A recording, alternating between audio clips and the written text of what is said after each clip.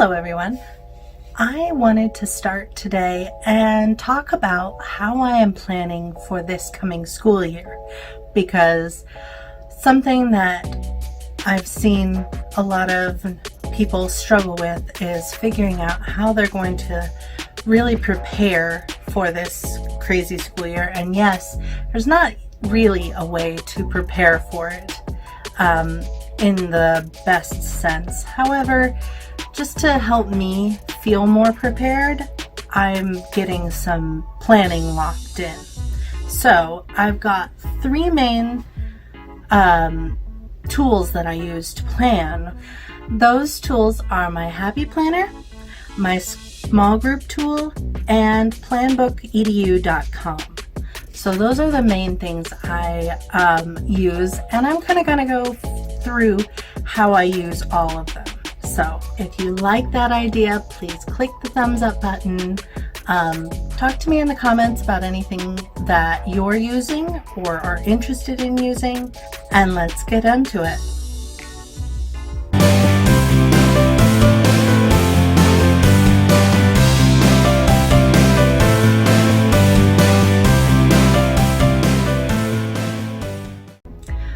So, like I said at the beginning, I have three main tools that I use for planning. Planning is, in my experience, one of the more personal, every teacher I know has a different preference for planning. A lot of teachers have the need to have it written down. They like to look at their plans as they give the lesson. Some teachers I know, they like to have where they can have it in slide form showing up so that they can keep on track with slides and PowerPoints and things like that. Color coding, all of these things are perfectly good ways to plan. I am kind of in the middle on some things. So I like paper plans, but I don't like them to be very detailed. I don't like to spend a lot of time getting super detailed in my paper plans, because I know for myself I'm not the kind of person who will read them. So I do almost all my detail planning on PlanBook.edu.com, which is one of the things that we're required to do as a district, is to turn in our weekly lesson plans, and those ones I'll go into a little bit more detail. I'll also add files and things and links that I want to use, because I keep it on a tab on my computer all the time, and I can just go back to it. Even with those though, I have a bad habit of not actually reading my lesson plans, because I tend to go rogue and be like, oh, we need to talk about this now. But it does keep me on track a bit. When I use written lesson plans, those are generally going to be for times when I'm working one-on-one with students or in small groups. I will typically come in the beginning of the day. I'll put my stuff down, I'll put my Happy Planner down, I'll check the day, I'll look at my to-dos, maybe make my to-dos for the day, and that's basically what the only thing I'll do with my Happy Planner. Now, when I do guided reading, I usually have my Happy Planner and I take my guided reading notes and do follow my plans there. So it's kind of a hodgepodge of planning, and it works for me. So I'm going to get into a little bit more detail about each one of these tools right now. Okay, so let's talk about my Happy Planner. First of all, this is a classic size planner. I don't use a big teacher planner because it's so bulky and I don't want to buy another planner. So basically, I put everything in my classic, regular, on-the-go, everyday, catch-all planner. So what I use is, for example, in August, I will use this monthly spread to put down all the big events, like if we're not having assemblies, but if we're doing trainings or if we're doing any kind of big event, it'll go here. And I sometimes use this, not always.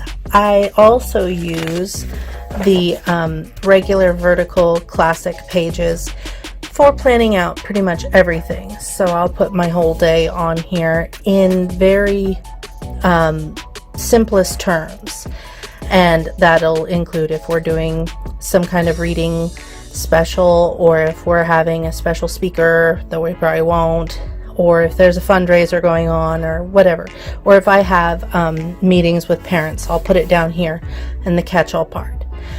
Now for work specifically, I have an add-on to the Happy Planner that is it's an extension pack with the dashboard layout, and I like this layout, though I will cover up like errands to buy, I'll leave calls and emails, bills to pay. I'll cover these up with different stickers, and I will put for whatever will work for that week. So this will be like the weekly to-dos, and this will be the daily to-dos. Again, super vague, not big detail because I don't have a lot of room, but I also don't have a lot of time to be looking at it. So I'll put checklists for each week or each day of the week, and that will be my overview. And really that's all I need from this planner.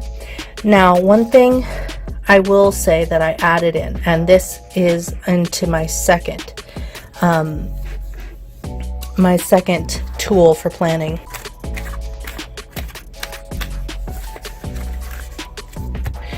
All right, so a new tool, something that I'm using for planning, something that I was really missing last year, is a good guided reading and small group plan.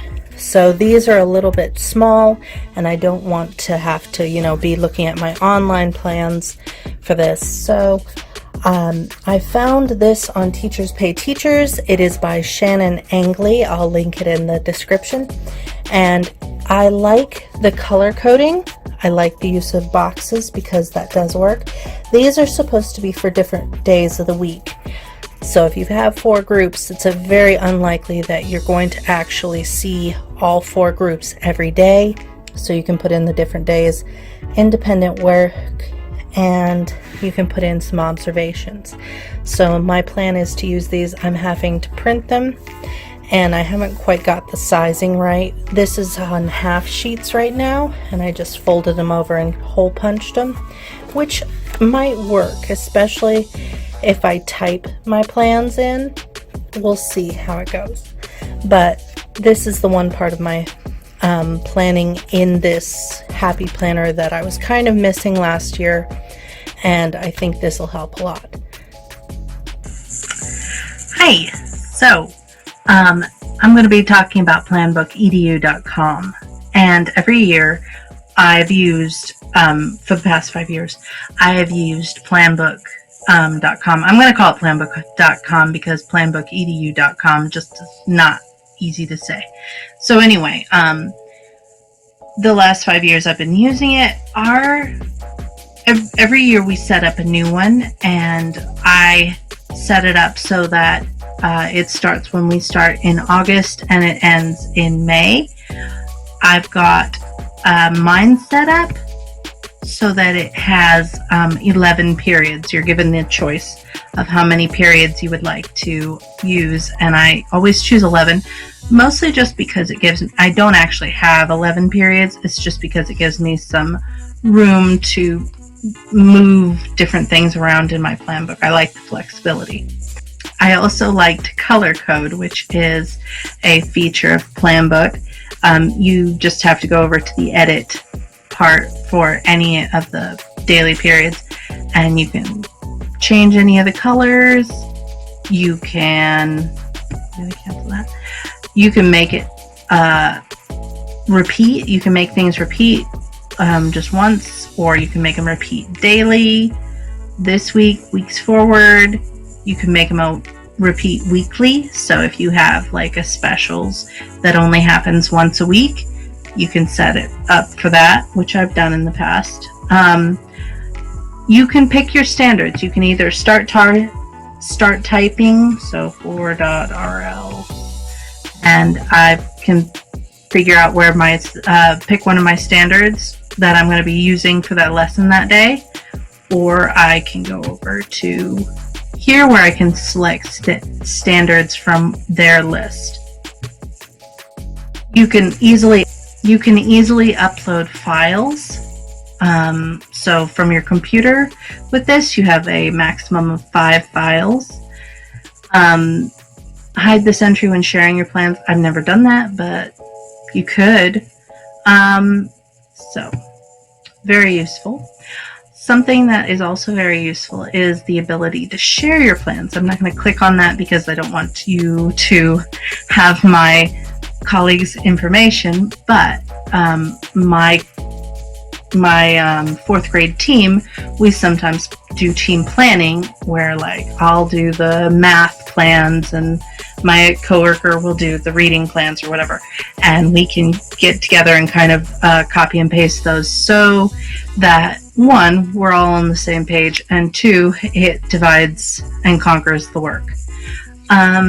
We have to turn them in every week, so these turn in goes to the assistant principal. I can use plans from previous years. I can copy and paste. So copying and pasting plan is as simple as clicking on this little cross thing and dragging it over to the cubby. Once it's over in the cubby, it can either be copied or moved. So if I copy it, that means I leave it also here. If I move it, it means it makes a blank space there.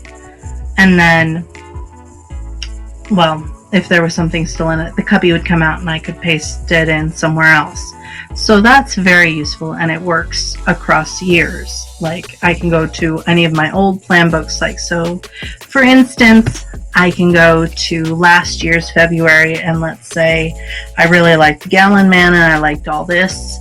So I copy that over, and then when I go back, so let me see if I can do that. Copy. And sometimes I have to refresh it a second and make it work, but you can then find it in there and I can put it down here. So I don't really want to do that, so I'm going to cancel it. Anyway, that is basically planbookedu.com, and it's a very helpful teacher planning tool that I like and have used for quite a while. So I hope me going through my different tools for planning helped you out a little bit and maybe gave you some ideas for how you could use different tools for planning this year. Of course, this year there's a lot of craziness with planning since we still don't know exactly how we're going back, when we're going back. Well, we know when we're going back, but in person necessarily. So if you liked this, please give it a thumb up. If you still have questions that you need answered, please put them in the comments.